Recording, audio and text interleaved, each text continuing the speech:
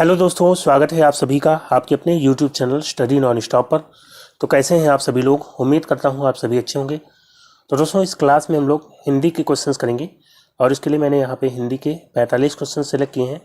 और ये क्वेश्चंस आपके आने वाले वीडियो एग्जाम के लिए या इसके अलावा भी कोई अन्य परीक्षा जहाँ पे हिंदी से क्वेश्चन पूछे जाते हैं, उन सभी के लिए ये क्लास बहुत ही महत्वपूर्ण होगी। तो दोस्तों, वीडियो को लास्ट तक देखिएगा और अगर आपको वीडियो अच्छा लगे तो लाइक और शेयर जरूर करिएगा। तो आइए शुरुआत करते हैं बिना किसी देरी के। सबसे पहले दिया गया है, इनमें से मैथिली शरण गुप्त की रचना कौन सी नहीं है? तो दिया गया है रंग में भंग, ये मैथिली शरण गुप्त की है। भारत भारती भी इन्हीं की है और साकेत भी इन्हीं की है। प्रिय प्रवास की बात करते हैं तो ये रचना है अयोध्या सिंह उपाध्याय हरिओट की। ये रचना है अयोध्या सिंह उपाध्याय हरिओट की। तो यहाँ पे यही इसका राइट आंसर हो जाएगा। और इसके अलावा इनकी रचनाएं आप याद रखेंगे, वैदेही वनवास, वैदेही वनवास और पारिजात, पारिजात भी इन्हीं की रचना हो जाती है, अयोध्या सिंह उपाध्याय की। और ठेठ हिंदी, ठेठ हिंदी के ठाठ, ठेठ हिंदी का ठाठ, ये भी जो है इनकी रचना हो जाती है। तो फिलहाल यहाँ पे प्रिय प्रवास, यहाँ पे इसका राइट आंसर हो जाएगा। फिर बढ़ते हैं अगले क्वेश्चन की ओर। अब दिया गया है, किसी महत्वपूर्ण विषय अथवा जन साधारण के हित में किसी आदेश प्रस्ताव की सार्वजनिक सूचना को क्या कहते हैं? तो दोस्तों, अगर किसी महत्वपूर्ण विषय पर जनसाधारण के हित में अगर कोई आदेश जारी किया जाता है या कोई प्रस्ताव की सार्वजनिक सूचना होती है तो उसको क्या बोलते हैं? राजपत्र। तो राजपत्र क्या होता है? राजपत्र जो है ये भारत सरकार का आधिकारिक समाचार पत्र होता है जिसको राजपत्र या गैजेट बोलते हैं। अधिकृत पत्र भी नहीं होगा यहाँ पे। अधिसूचना क्या होती है? तो कोई नियुक्ति या नियम या आदेश या सेवानिवृत्ति आदि संबंधी जो सरकारी सूचना होती है और ये राजपत्र में प्रकाशित होती है, यानी कि गैजेट में प्रकाशित होती है, तो इसको बोलते हैं अधिसूचना या नोटिफिकेशन। तो ये भी यहाँ पे आंसर नहीं होगा, राइट आंसर हो जाएगा प्रेस विज्ञप्ति। प्रेस विज्ञप्ति या प्रेस रिलीज, तो ये जो है सरकार द्वारा या कोई सामाजिक संस्था द्वारा जनता को सूचित करने के लिए जो अखबार में प्रकाशित की जाती हैं सूचनाएं या लेख, तो उनको क्या बोलते हैं? प्रेस विज्ञप्ति। ठीक है, तो यहाँ पे कोई आदेश या प्रस्ताव की सार्वजनिक सूचना जो होती है जो कि अखबार में प्रकाशित की जाती है उसको प्रेस विज्ञप्ति बोलते हैं। तो यहाँ पे डी ऑप्शन इसका राइट आंसर हो जाएगा। फिर दोस्तों नेक्स्ट क्वेश्चन लेते हैं। अगला है, सचिवालय का एक विभाग दूसरे विभाग से कोई जानकारी प्राप्त करने के लिए किस प्रकार के पत्र का सहारा लेता है? तो दोस्तों, सचिवालय का अगर एक विभाग दूसरे विभाग से कोई जानकारी प्राप्त करना चाहता है तो उसके लिए जो है अशासकीय पत्र का सहारा लेता है। ऑप्शन बी यहाँ पे राइट आंसर हो जाएगा। अशासकीय पत्र जो कि अंतर विभागीय मामलों को निपटाने के लिए इसका प्रयोग होता है, यानी कि एक विभाग से दूसरे विभाग की जानकारी प्राप्त करने के लिए या अन्य कोई मामला है तो उसको निपटाने के लिए अशासकीय पत्र का प्रयोग किया जाता है। शासकीय पत्र ये भी सरकारी कामकाज के लिए होता है, लेकिन ये जो है बहुत ज़्यादा औपचारिक होता है, फॉर्मल होता है। तो उन्हीं औपचारिकताओं से बचने के लिए अशासकीय पत्र जो है एक विभाग से दूसरे विभाग में अगर कोई पत्र व्यवहार करना है तो उसके लिए इसका प्रयोग किया जाता है। तो यहाँ पे बी ऑप्शन इसका राइट आंसर हो जाएगा। फिर दोस्तों नेक्स्ट क्वेश्चन लेते हैं। अगला है, इश्तेहार के रूप में जिसे सार्वजनिक स्थानों पर चिपका दिया जाता है उसे क्या कहते हैं? तो इश्तेहार के रूप में यानी कि पोस्टर के रूप में अगर सार्वजनिक स्थानों पर चिपका दिया जाता है तो उसको बोलते हैं सूचना। ऑप्शन ए यहाँ पे राइट आंसर हो जाएगा, सूचना। अधिसूचना जो है, अधिसूचना क्या होती है? तो ये जो है नियुक्ति, नियम, आदेश, सेवानिवृत्ति आदि सरकारी सूचना को जब गजट में प्रकाशित किया जाता है तो उसको क्या बोलते हैं? अधिसूचना बोलते हैं। अनुस्मारक पत्र जो है, जब किसी अधिकारी को कोई पत्र दिया गया है लेकिन उसका जवाब नहीं आया तो उसको याद दिलाने के लिए जो है जो पत्र दिया जाता है उसको बोलते हैं अनुस्मारक पत्र। ठीक है, तो फिलहाल यहाँ पे सूचना इसका राइट आंसर हो जाएगा। फिर अगला क्वेश्चन लेते हैं। नेक्स्ट है, इनमें से संगठन का विलोम कौन सा है? संगठन का विलोम बताना है। एकता, तो एकता का विलोम क्या होता है? अनेकता होता है। विजातीय का हो जाएगा सजातीय, और संगठन का हो जाएगा विघटन। तो यहाँ पे विघटन इसका राइट आंसर हो जाएगा। बाकी इसके अलावा निरर्थक का विलोम क्या होगा? निरर्थक का हो जाएगा सार्थक। फिर दोस्तों अगला क्वेश्चन लेते हैं। नेक्स्ट है, मेरी जेब में 10 रुपए हैं, वाक्य में प्रयुक्त काल कौन सा है? काल बताना है। संदिग्ध वर्तमान या पूर्ण वर्तमान या संदेह वर्तमान या अपूर्ण वर्तमान। तो यहाँ पे हो जाएगा पूर्ण वर्तमान। पूर्ण वर्तमान में जो है क्या होता है, इसमें कार्य का अभी पूर्ण होने का बोध होता है। तो मेरी जेब में 10 रुपए हैं, ये कार्य पूर्ण हो चुका है, तो ये जो है पूर्ण वर्तमान का उदाहरण हो जाएगा। मेरी जेब में 10 रुपये है, तो ये काम तो हो चुका है, यानी 10 रुपये मेरी जेब में है अभी, तो पूर्ण वर्तमान हो जाएगा। इसके अलावा इसमें जो है इस तरह के वाक्य आ जाते हैं, जैसे उसने खाना खा लिया है या वो सो गया है, तो इस तरह के जो वाक्य होते हैं पूर्ण वर्तमान में आते हैं। वर्तमान काल के कितने भेद होते हैं? तो 5 भेद होते हैं। एक आपका हो जाता है संदिग्ध वर्तमान, एक इससे पहले आ जाएगा सामान्य वर्तमान। सामान्य वर्तमान, तो सामान्य वर्तमान में जो है ता है, ती है, ते हैं, ये सब वाले वाक्य आते हैं, जैसे कि वो जाता है, राम सोता है, ये सब। और संदिग्ध वर्तमान में तो इसमें संदेह होता है, वर्तमान में किसी कार्य के होने में संदेह होता है, 100% नहीं होता कि वो कार्य हो ही रहा होगा, जैसे कि वो पढ़ रहा होगा या वो जाता होगा, तो ये सब जो है संदिग्ध वर्तमान के उदाहरण हो जाते हैं। पूर्ण वर्तमान में कार्य पूर्ण हो चुका होता है, जैसे कि उसने खाना खा लिया है। संदेह वर्तमान नहीं होता है। अपूर्ण वर्तमान में क्या होता है? अभी कार्य पूर्ण नहीं हुआ है, बल्कि कार्य चल रहा है, जैसे कि वो खाना खा रहा है। वर्तमान काल में जब कार्य के पूरे ना होने का बोध हो, यानी काम अभी चल ही रहा हो, तो वहाँ पे अपूर्ण वर्तमान हो जाता है। और इसके अलावा एक और कौन सा बच जाएगा? संभाव्य। संभाव्य वर्तमान में क्या होता है? संभाव्य वर्तमान में जब वर्तमान काल में किसी कार्य के होने की संभावना होती है, जैसे कि शायद वो लौटा हो, तो इसमें शायद, संभवतः, ऐसे शब्द आपको जहाँ पे देखने को मिल जाएंगे वर्तमान काल में, वहाँ पे संभाव्य वर्तमान हो जाएगा। ठीक है, तो फिलहाल यहाँ पे मेरी जेब में 10 रुपये हैं, ये पूर्ण वर्तमान का उदाहरण हो जाएगा। फिर दोस्तों नेक्स्ट क्वेश्चन लेते हैं। अगला है, दिया गया है वह तुम सम, तुम उन सम स्वामी में अलंकार का कौन सा रूप है? तो वह तुम सम, तुम उन सम स्वामी, तो सम या सरिस, सम या सरिस या सदृश या सा या सी, जैसे आपको शब्द जहाँ पे मिल जाएंगे वहाँ पे हो जाएगा उपमा अलंकार। उपमा अलंकार जिसमें उपमेय और उपमान की तुलना की जाती है, उपमेय को उपमान जैसा बताया जाता है। तो यहाँ पे वह तुम सम, यानी कि वह जो है तुम्हारे समान है, और तुम उन सम, तुम उनके समान हो, तो यहाँ जहाँ पे तुलना की जाएगी वहाँ पे क्या हो जाएगा? उपमा अलंकार हो जाएगा। तो यहाँ पे उपमा इसका राइट आंसर हो जाएगा। फिर बढ़ते हैं अगले क्वेश्चन की ओर। घटा शब्द का बहुवचन रूप कौन सा है? तो घटा का आपको बहुवचन बताना है, घटाओं या घटाएं या घटाए या घटाइयाँ। तो घटा का जो है बहुवचन हो जाएगा घटाएं। ऑप्शन बी यहाँ पे राइट आंसर हो जाएगा घटाएं। ठीक है, यहाँ पे ए पे चांद बिंदी होगी, अगर केवल बिंदी दिया होगा तो वो नहीं सही होगा, घटाएं चांद बिंदी वाला, यहाँ पे ऑप्शन बी इसका राइट आंसर हो जाएगा। फिर दोस्तों नेक्स्ट क्वेश्चन है, दिया गया है जहाँ गांठ तहाँ रस नहीं यह जानत सब कोई, जहाँ गांठ तहाँ रस नहीं यह जानत सब कोई में किस अलंकार का प्रयोग हुआ है? अनुप्रास, उपमा, श्लेष या यमक। तो दोस्तों यहाँ पे जो है श्लेष अलंकार हो जाएगा। श्लेष अलंकार में क्या होता है? इसमें कोई शब्द जो है एक ही बार आता है, लेकिन उसके कई अर्थ निकलते हैं, तो वहाँ पे श्लेष अलंकार होता है। जैसे कि जहाँ गांठ तहाँ रस नहीं, तो यहाँ पे गांठ के 2 अर्थ हैं। गांठ का मतलब जहाँ गांठ, जैसे गन्ने की गांठ होती है, तो गन्ने में जहाँ पे गांठ होती है वहाँ रस नहीं होता। और एक गांठ का मतलब क्या हो जाएगा? एक गांठ का मतलब हो जाएगा जैसे कि ईर्ष्या, तो रिश्तों में जो गांठ होती है उसके लिए जो है यहाँ पे दूसरा गांठ प्रयोग हुआ है। तो जहाँ पे रिश्तों में गांठ होती है तहाँ रस यानी कि प्रेम नहीं होता। तो जहाँ गांठ होती है गन्ने में वहाँ रस नहीं होता, और जहाँ रिश्तों में गांठ होती है वहाँ पे भी रस नहीं होता। तो यहाँ पे गांठ के 2 अर्थ निकल रहे हैं, एक रिश्तों में गांठ जो होती है और एक जो गन्ने में गांठ होती है। तो गन्ने में तो गांठ होती है तो उसका अर्थ गांठ हो जाएगा, और रिश्तों में जो गांठ होती है यानी कि ईर्ष्या या जो है द्वेष वगैरह, ये सब हो जाएगा। तो यहाँ पे जो है श्लेष इसका राइट आंसर हो जाएगा। फिर दोस्तों अगला क्वेश्चन लेते हैं। नेक्स्ट है, लक्ष्मण का एक अन्य पर्यायवाची शब्द है, तो लक्ष्मण का आपको पर्यायवाची बताना है, कौन सा हो जाएगा? लोकेश, लोकेश की बात करते हैं तो ये जो है ब्रह्मा, ब्रह्मा का पर्यायवाची होता है। नरेंद्र की बात करते हैं तो नरेंद्र जो है राजा, राजा का पर्यायवाची होता है। और शेषावतार, तो ये जो है लक्ष्मण का पर्यायवाची हो जाएगा। बाकी मघवा, मघवा इंद्र का पर्यायवाची होता है।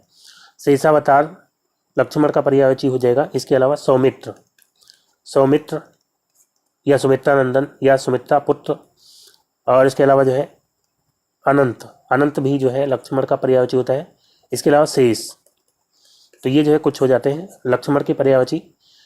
और एक जो है रामानुज याद रखेंगे, रामानुज, राम के अनुज, यानी कि राम को छोटे भाई, तो रामानुज भी लक्ष्मण का पर्यायवाची होता है। फिर बढ़ते हैं अगले क्वेश्चन की ओर। अब दिए गए हैं, धावक तेज गति से दौड़ते हैं। वाक्य में तेज गति क्रिया विशेषण का कौन सा भेद है? तो क्रिया विशेषण जो कि क्रिया की विशेषता बतलाते हैं या विशेषण की या क्रिया विशेषण की विशेषता बतलाते हैं, उनको क्या बोलते हैं? क्रिया विशेषण। धावक तेज गति से दौड़ते हैं, दौड़ना क्रिया है और उसकी विशेषता कौन बतला रहे हैं? तेज गति से। तो ये जो है क्या हो जाएगा? क्रिया विशेषण। तो यहाँ पे ये कैसा क्रिया विशेषण हो जाएगा?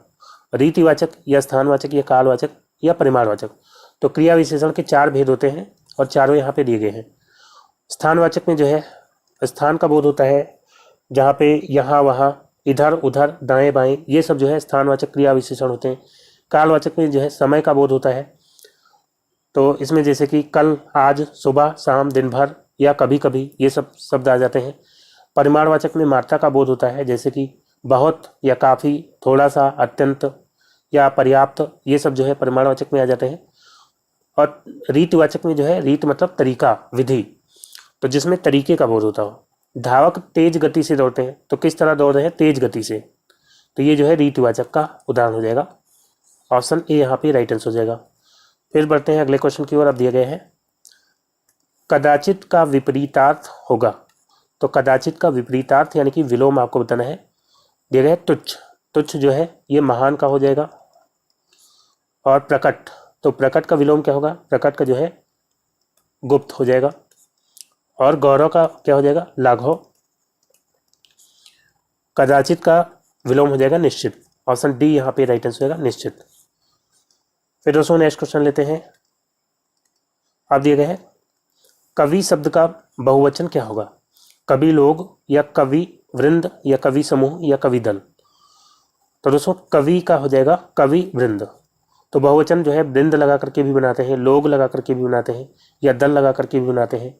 जैसे कि वृंद से बन जाता है कवि वृंद या नारी वृंद बन जाता है, नारी वृंद, या जो है मुनि वृंद, मुनि वृंद। तो ये वृंद वाले हो जाते हैं। और जन लगा करके बन जाता है, जैसे कि भक्त जन, भक्त जन, या गण लगा के भी बनता है, भक्त गण भी होता है, भक्त जन भी होता है। तो दोनों में से कोई एक ऑप्शन आपको दिया जाएगा। भक्त का अगर बहुवचन पूछेगा तो भक्तजन या भक्तगण होगा।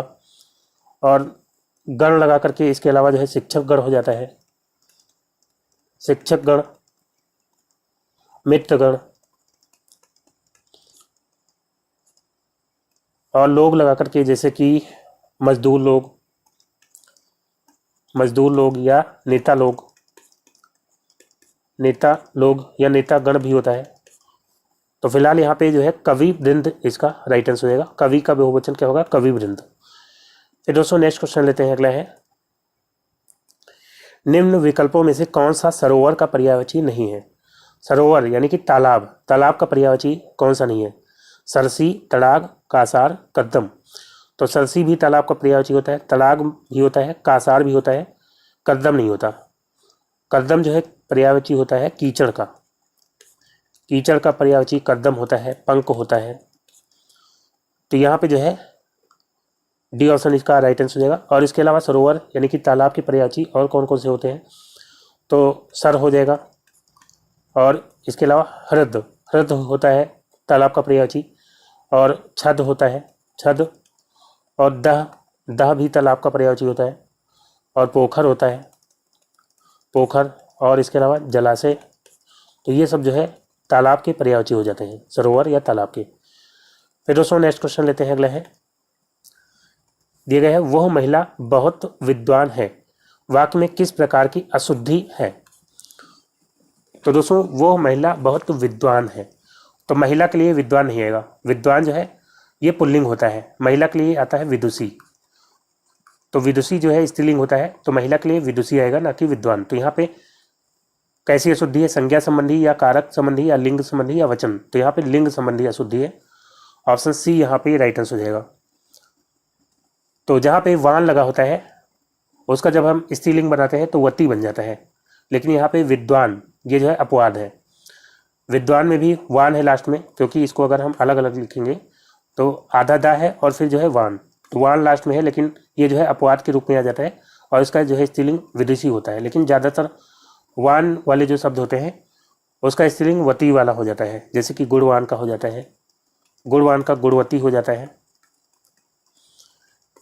और इसी तरह धनवान का धनवान का धनवती हो जाता है।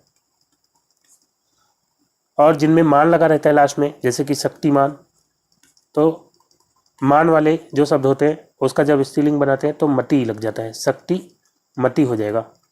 या श्रीमान का श्रीमती हो जाता है, श्रीमान का श्रीमती हो जाता है। तो फिलहाल यहाँ पे जो है सी ऑप्शन इसका राइट आंसर होगा। फिर नेक्स्ट क्वेश्चन लेते हैं, अगला है दिया गया है उर्वशी निम्न में से किसकी रचना है। तो उर्वशी किसकी रचना है, रामधारी सिंह दिनकर की, या प्रेमचंद, या महावीर प्रसाद द्विवेदी, या बालकृष्ण भट्ट। तो उर्वशी रचना है रामधारी सिंह दिनकर की। ऑप्शन ए यहाँ पे राइट आंसर होगा, रामधारी सिंह दिनकर की ये रचना हो जाती है।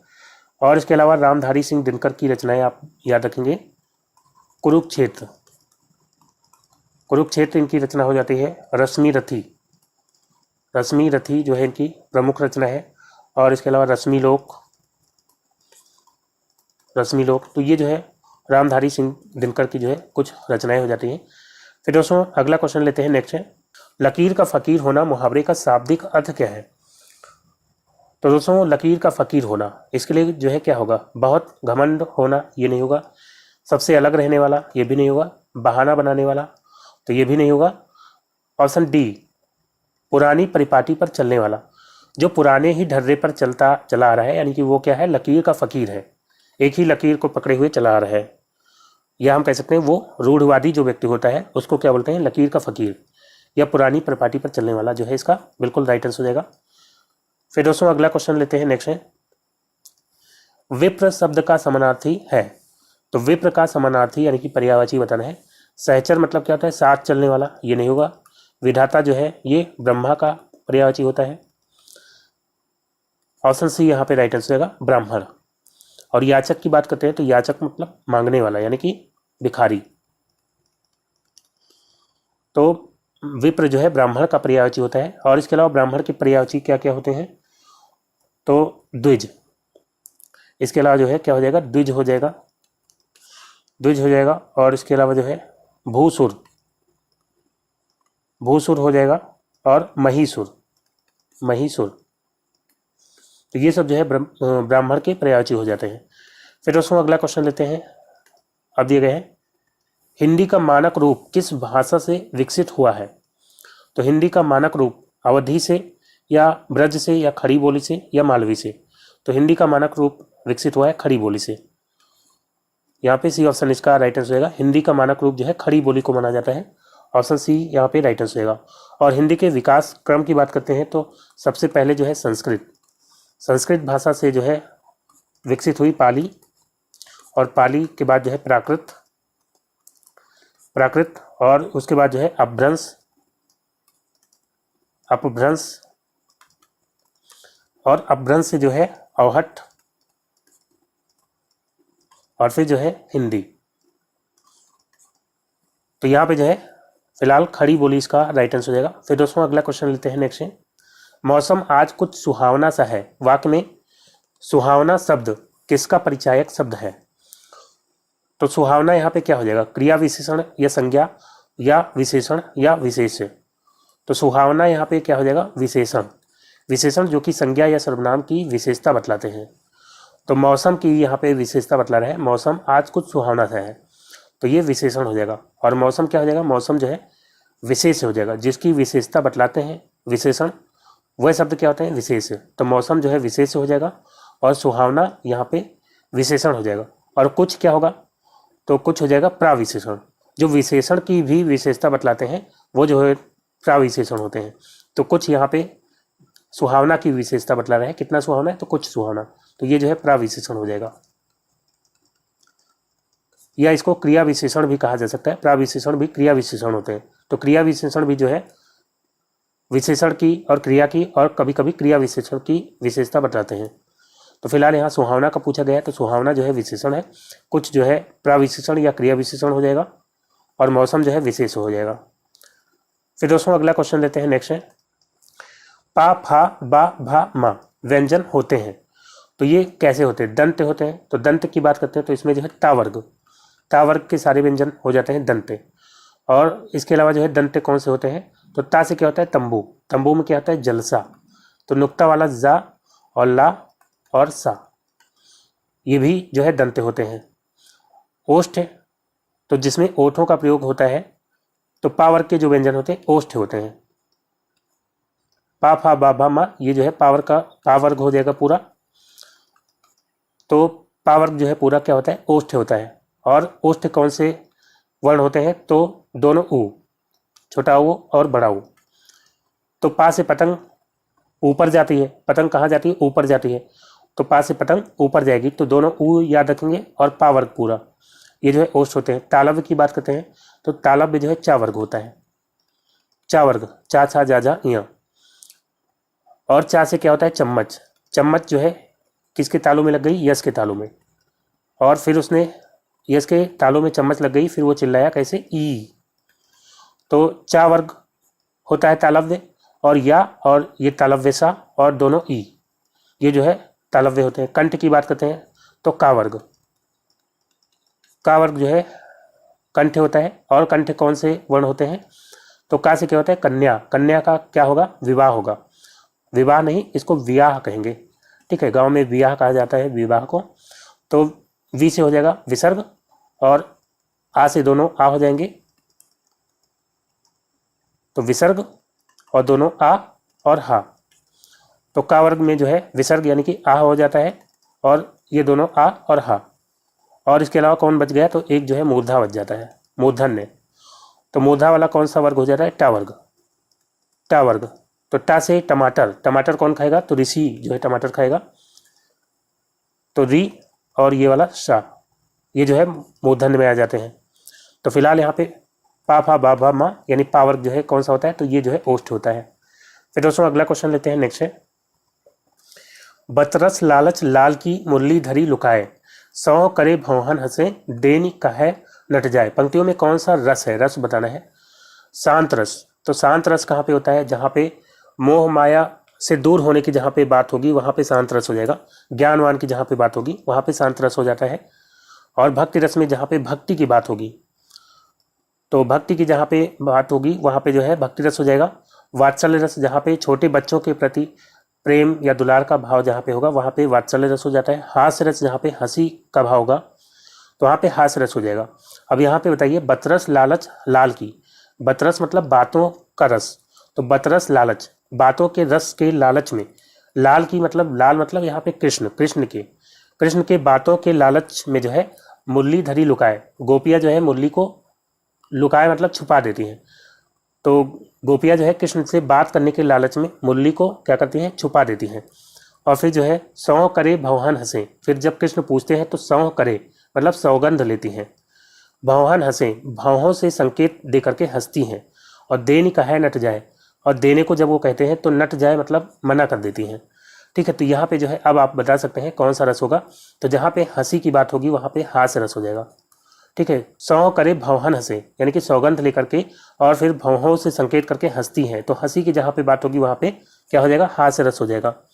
हास्य रस का स्थायी भाव क्या होता है, हास या हंसी होता है। वात्सल्य रस का स्थायी भाव क्या होता है, स्नेह है।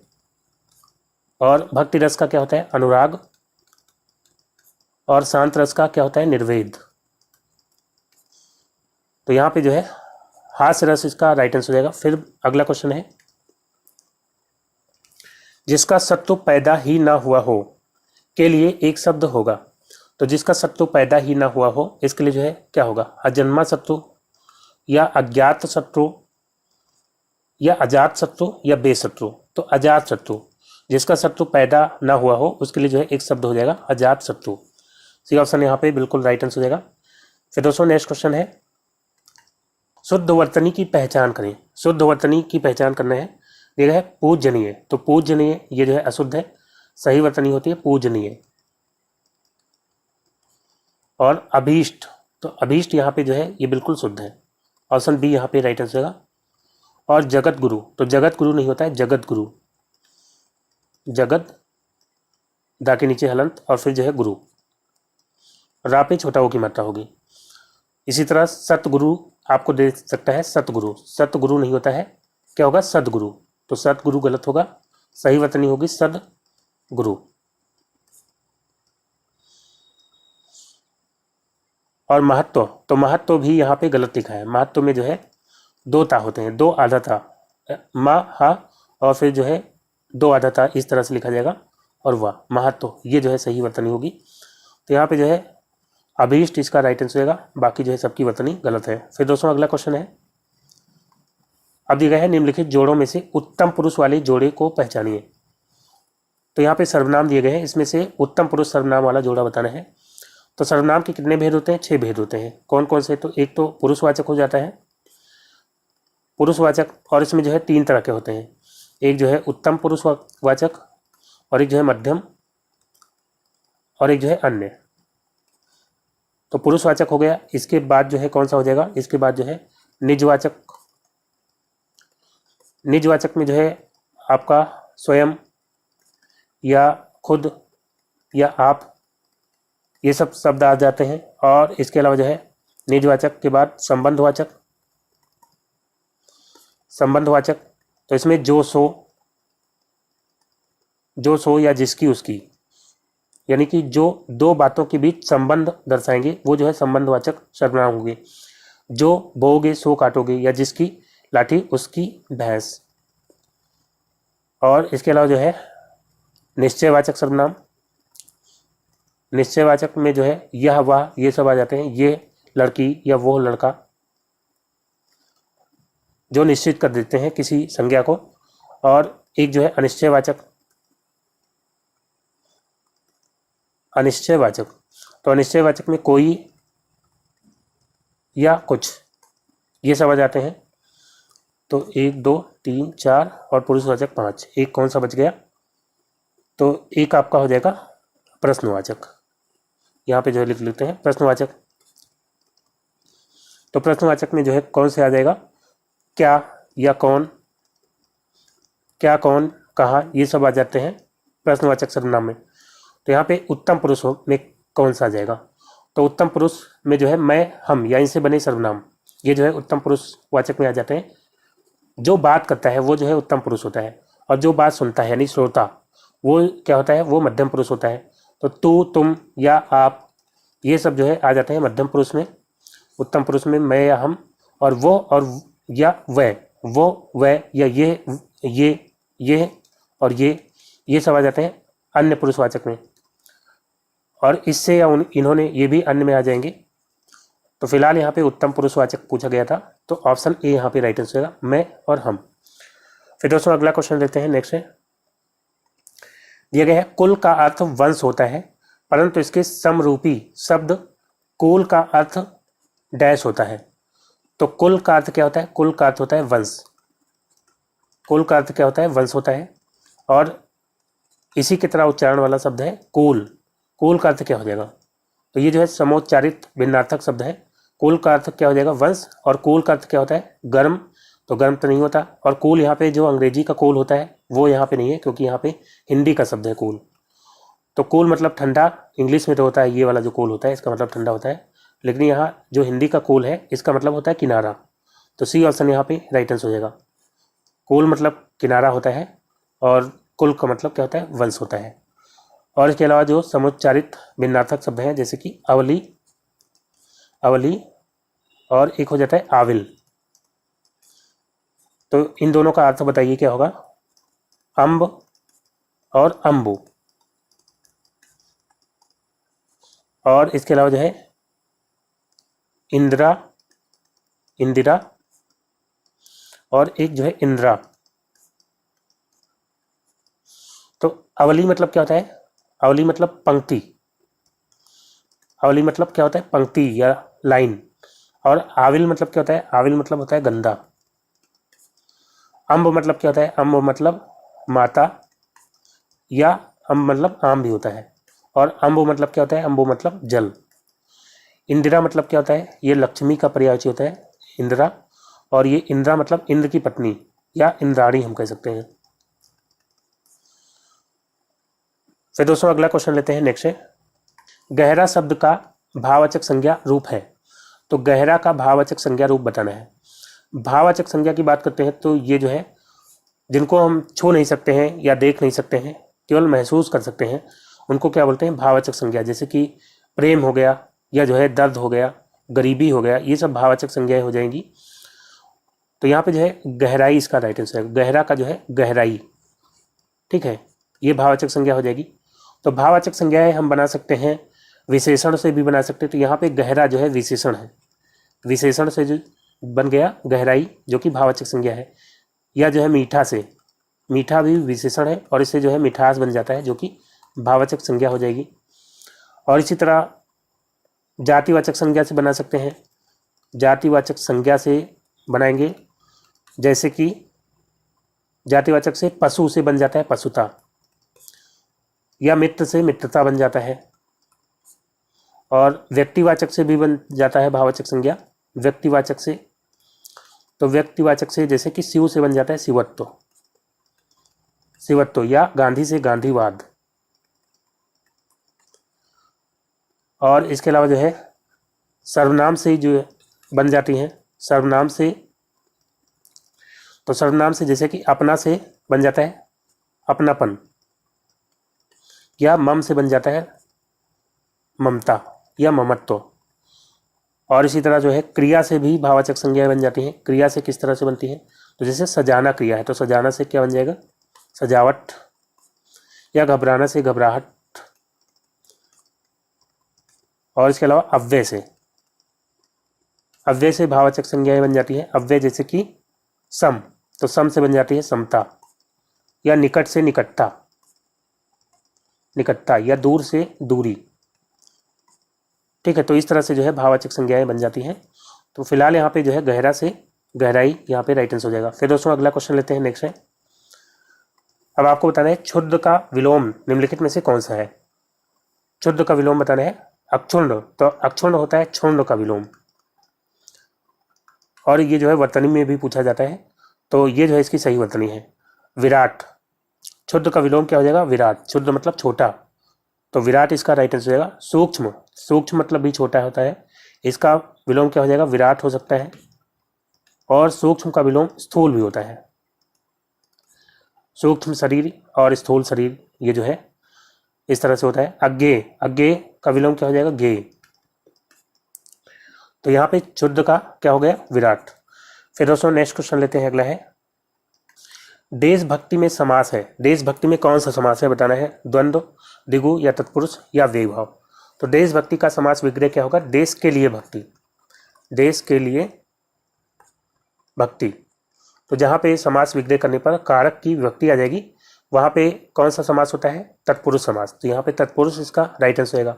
और कौन सा तत्पुरुष होगा, तो के लिए कौन से कारक की विभक्ति होती है संप्रदान की, तो यहाँ पे संप्रदान, संप्रदान तत्पुरुष हो जाएगा देशभक्ति में।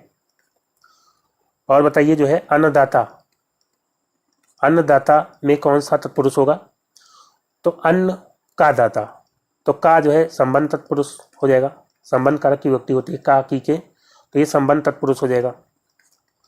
और इसके अलावा बताइए ऋण मुक्त, ऋण मुक्त, तो ऋण से मुक्त इसका समास विग्रह होगा। और से जब दूर होने के संबंध में आता है तो वहाँ पे अपादान होता है, अपादान तत्पुरुष हो जाएगा यहाँ पे।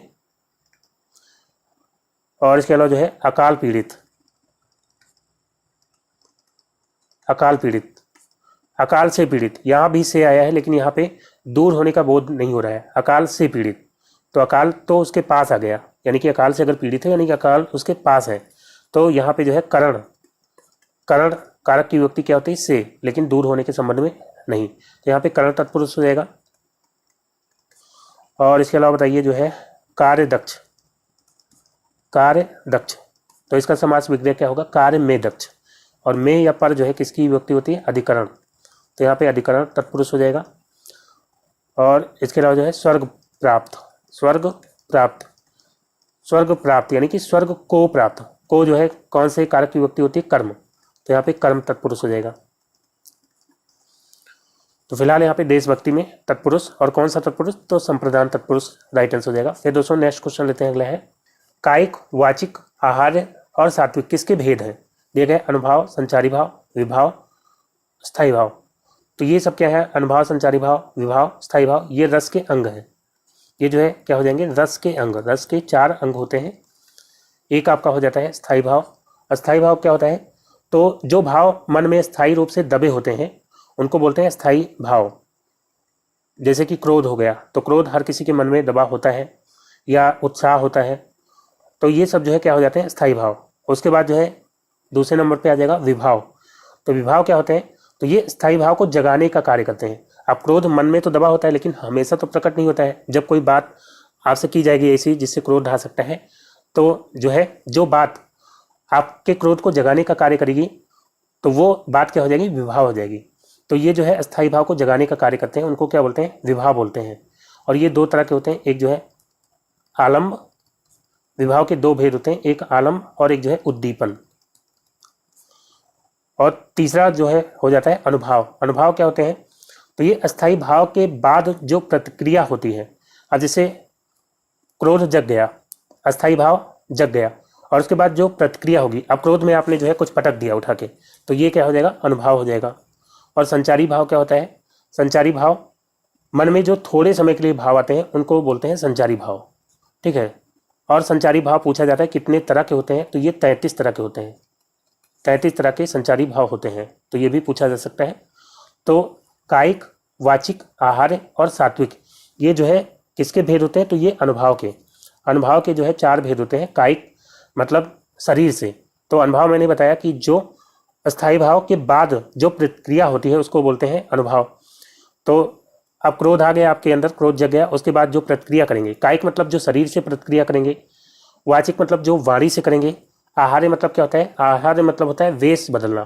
तो आप ऐसे वैसे कपड़े पहन करके आ गए, कोई आपके अंदर भाव जगा, और उसके बाद जो है आप कपड़े ऐसे वैसे पहन करके आ गए, वेश आपने अपना बदल लिया, तो उसको क्या बोलते हैं, आहार्य।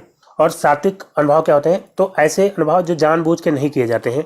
जैसे कि स्थायी भाव आपके अंदर जग गया, क्रोध जग गया, आप कोई ऐसी क्रिया जो आप जानबूझ के नहीं कर रहे हैं, जैसे कि आपका हाथ कांपने लगा, या जो है थोड़ा आवाज़ जो है तेज हो गई, आवाज़ में कंपन हो गया, तो ये सब क्या होते हैं, सात्विक होते हैं।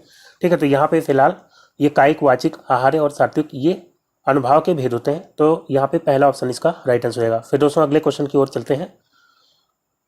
अब दिए गए हैं निम्नलिखित में से तद्भव शब्द है, तद्भव शब्द आपको बताना है। उलूक, तो उलूक जो है ये तत्सम शब्द है, और ये किसका तत्सम है, तो ये जो है उल्लू, उल्लू तद्भव है, इसका तत्सम क्या हो जाता है, उलू। कूप, ये भी तत्सम है, और इसका तद्भव क्या होता है, कुआं। पुस्तक, पुस्तक भी तत्सम है, पुस्तक का तद्भव क्या होता है, पोथी। राइट आंसर क्या हो जाएगा, ऑप्शन डी, ओझा। ओझा ये जो है तद्भव शब्द है, ये कैसा शब्द है, तद्भव। और इसका तत्सम क्या हो जाएगा, इसका तत्सम होता है उपाध्याय। तो यहाँ पे ओझा इसका राइट आंसर हो जाएगा। फिर दोस्तों नेक्स्ट क्वेश्चन लेते हैं, अगला है, निम्न शब्दों में से विशेषण को पहचानिए। तो विशेषण इसमें से कौन सा है, तो विशेषण जो कि संज्ञा या सर्वनाम की विशेषता बतलाते हैं, तो विशेषण के साथ हम संज्ञा कोई लगा करके देखेंगे, अगर सेंस बनेगा तो वो जो है विशेषण हो जाएगा। जैसे कि व्यक्ति लगा सकते हैं या पुस्तक लगा सकते हैं। उपासना व्यक्ति या उपासना पुस्तक लगाने से कोई सेंस नहीं बन रहा, तो ये जो है विशेषण नहीं होगा। उपासना वैसे क्या है, ये भाववाचक संज्ञा हो जाएगी। और आश्वासन, तो आश्वासन व्यक्ति या आश्वासन पुस्तक, तो ये भी सेंस नहीं बन रहा है, ये भी भाववाचक संज्ञा है। ऐतिहासिक, तो ऐतिहासिक व्यक्ति हम कह सकते हैं या ऐतिहासिक पुस्तक कह सकते हैं। तो संज्ञा जो है लगाएंगे तो यहाँ पे सेंस बन रहा है, तो यानी कि ऐतिहासिक क्या हो जाएगा, ये हो जाएगा विशेषण। और ये इतिहास से बना है, इतिहास जो कि भाववाचक संज्ञा हो जाएगी। अपेक्षा, तो अपेक्षा का मतलब क्या होता है, अपेक्षा मतलब उम्मीद या आशा, तो ये भी जो है भाववाचक संज्ञा हो जाएगी। तो यहाँ पे जो है ऐतिहासिक इसका राइट आंसर होगा, जो कि क्या हो जाएगा, विशेषण। फिर दोस्तों अगला क्वेश्चन है, किनारा के लिए सही पर्यायवाची वाले शब्दों की पंक्ति को चुनें। तो किनारा के लिए जो है पर्यायवाची शब्द यहाँ पे दिए गए हैं, तो सही शब्द समूह को आपको चुनना है। किनारा, तो किनारा का जो है पर्यायवाची तट भी होता है, तर नहीं होता। तर होता है किसका, तर मतलब गीला, तो ये यहाँ पे नहीं होगा। कगार होता है किनारा का, लेकिन तर नहीं होता, तो इसलिए ये ऑप्शन गलत हो जाएगा। तट मतलब किनारा होता है, तीर मतलब भी किनारा होता है, नदी के तीर यानी कि नदी के किनारे, और कगार मतलब भी किनारा होता है, तो यही जो है इसका राइट आंसर हो जाएगा। यहाँ पे तीनों शब्द किनारा के पर्यायवाची हो जाएंगे। तट यहाँ पे दिया गया है, तो तट नहीं होता, तट होता है, तो इसलिए गलत हो जाएगा। और कगर भी नहीं होता, तट होता है, कूल मतलब भी किनारा होता है, लेकिन रुक्ष, रुक्ष नहीं होता, रुक्ष मतलब वृक्ष होता है। तो यहाँ पे जो है बी ऑप्शन इसका राइट आंसर हो जाएगा। फिर दोस्तों अगला क्वेश्चन लेते हैं, नेक्स्ट है, कृष्ण ने कंस को मारा, इस वाक्य में कारक क्रमशः हैं। तो कृष्ण ने जो है कौन से कारक की विभक्ति होती है? कर्ता कारक की। कंस को जो है कर्म कारक। तो यहाँ पे जो है कर्ता कारक और कर्म कारक, कर्म करण दिया गया है, करण कारक की तो से होती है तो ये नहीं होगा। करण संप्रदान, तो करण की से हो गई, संप्रदान की के लिए, तो ये भी नहीं होगा। कर्ता और कर्म, ये जो है सी ऑप्शन इसका राइट आंसर हो जाएगा। संबंध कारक की जो है क्या होती है? का, की, के या ना, नी, ने या रारी, रे। तो सी ऑप्शन यहाँ पे बिल्कुल राइट आंसर हो जाएगा। फिर बढ़ते हैं अगले क्वेश्चन की ओर। उद्धार का संधि विच्छेद होगा। उद्धार का आपको संधि विच्छेद बताना है, क्या होगा? उद्धन धार या उद्धन धार या उद्धन हार या उत्धन धार। तो धार वाले तीनों गलत हो जाएंगे। सी ऑप्शन यहाँ पे राइट आंसर आएगा, उत्धन हार। और यहाँ पे कौन सी संधि है? तो यहाँ पे व्यंजन संधि है, व्यंजन संधि। और व्यंजन संधि का कौन सा नियम यहाँ पे लग रहा है? तो यहाँ पे जो नियम है वो ये है कि अगर ता हो या जो है दा हो हलंत के साथ, और इसके बाद इसका मेल अगर होगा हा से, तो ये जो आधा ता या दा है ये किस में बदल जाएगा? तो ये चेंज हो जाएगा आधा दा में। और हा जो है किस में चेंज होगा? तो हा परिवर्तित हो जाएगा धा में। तो ये रूल होता है।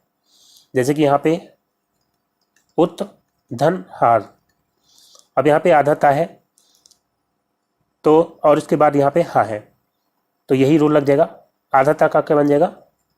आधा ता उद बन जाएगा, और यहाँ पे हा का बन जाएगा धा, उद्धन धार। और इसको जो है मिला के लिखेंगे तो इस तरह लिखा जाएगा उद्धार। ठीक है, इसी तरह से जो है पथ धन हति, तो पथ धन हति क्या बन जाता है? पद्धति, पद्धति। या जो है तत् धन हित, तत् धन हित, और तत् धन हित मिलाकर के क्या बन जाएगा? तद्धित। फिर दोस्तों नेक्स्ट क्वेश्चन लेते हैं। अगला है, कमल कोमल कर में सप्रीत, इस पंक्ति में किसका लोप हुआ है? तो कमल कोमल कर में सप्रीत, कमल कोमल यानी कमल जैसे कोमल, कर मतलब हाथ, कमल जैसे कोमल हाथ में सप्रीत मतलब प्रेम के साथ, कमल जैसे कोमल हाथ में प्रेम के साथ। तो यहाँ पे जो है क्या हो जाएगा? वाचक शब्द या उपमेय या उपमान या समान धर्म, किसका लोप है? तो वाचक शब्द यहाँ पे राइट आंसर हो जाएगा। कमल से या कमल जैसे, तो सा, सी या से या सम या सरिस, ये सब क्या होते हैं? ये सब होते हैं वाचक शब्द। और वाचक शब्द जो है से, सम, सरिस, ये सब किस में आते हैं? उपमा अलंकार में। तो यहाँ पे अलंकार कौन सा हो जाएगा? उपमा अलंकार, उपमा अलंकार हो जाएगा। और यहाँ पे एक और अलंकार हो सकता है, कौन सा? तो यहाँ पे का वर्ण बार बार रिपीट हो रहा है, का, कमल, कोमल, कर, तो का बार बार रिपीट हो रहा है। तो जब एक वर्ण बार बार रिपीट होता है तो वहाँ पे अनुप्रास अलंकार हो जाता है। तो यहाँ पे दो अलंकार हो जाएंगे, उपमा भी हो जाएगा और अनुप्रास भी हो जाएगा। तो उपमा अलंकार के जो है 4 अंग होते हैं, एक जो है वाचक शब्द और उपमेय, उपमान और समान गुणधर्म या समान धर्म। तो इसको जो है कैसे समझेंगे? एक आसान एग्जाम्पल समझते हैं। जैसे कि सीता का मुख, सीता का मुख चंद्र सा सुंदर है। तो सीता का मुख ये जो है क्या हो जाएगा? ये हो जाएगा उपमेय। उपमेय कौन होता है? जिसकी तुलना की जाती है। तो सीता के मुख की तुलना की जा रही है किससे? चंद्र से, चंद्र हो जाएगा उपमान। तो ये जो है उपमेय हो जाएगा, चंद्र हो जाएगा उपमान। और ये जो है सा हो जाएगा वाचक शब्द, सा क्या हो जाएगा? वाचक शब्द। और सुंदर क्या हो जाएगा? समान धर्म, जो दोनों में समान होगा, कॉमन होगा। तो समान या साधारण धर्म भी कहते हैं। तो सुंदर जो है समान गुणधर्म हो जाएगा। तो जब चारों होते हैं, उपमेय भी होता है, उपमान भी होता है, समान धर्म भी होता है, वाचक शब्द भी होता है जिस पंक्ति में, वहाँ पे पूर्ण उपमा होता है। और इसमें से कोई भी अगर ना हो, कोई भी एक लुप्त हो, तो वहाँ पे जो है लुप्त उपमा होता है। ठीक है, तो यहाँ पे कमल कोमल कर में सप्रीत, यहाँ पे कौन सा उपमा होगा अगर पूछ लिया जाए? तो यहाँ पे लुप्त उपमा होगा। ठीक है, तो फिलहाल यहाँ पे राइट आंसर क्या हो जाएगा? वाचक शब्द यहाँ पे नहीं है। फिर दोस्तों अगला क्वेश्चन देखते हैं। अगला है, फिसल पड़े तो हर गंगा लोकोक्ति का अर्थ है। तो फिसल पड़े तो हर गंगा, इस लोकोक्ति का अर्थ क्या होगा? मूर्ख गुणों का महत्व नहीं समझता, मूर्ख गुणों का महत्व नहीं समझता, इसके लिए जो है लोकोक्ति हो जाएगी, बंदर क्या जाने अदरक का स्वाद। मजबूरी में विवश होकर काम करना, यही जो इसका राइट आंसर होगा।